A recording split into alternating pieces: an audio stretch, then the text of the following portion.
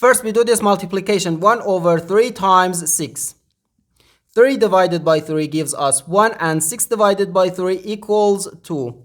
So here we have just 2.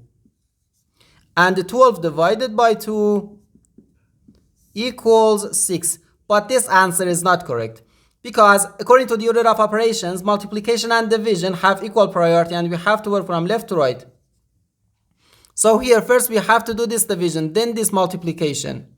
If we do this multiplication before this division, it is wrong.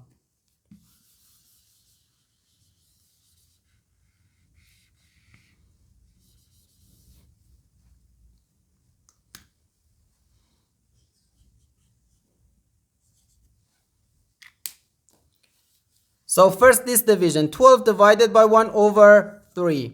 According to the KCF rule, K stands for keep, C stands for change, and F stands for flip. We can write keep the first fraction, change division to multiplication, and flip the second fraction. And here we have times 6. 12 times 3 gives us 36, and 36 times 6. Okay? 6 times 6 gives us 36. We write 6 here and carry 3 here. 6 times 3 equals 18, and 18 plus 3 gives us 21. So 216, and this is our final answer to this problem.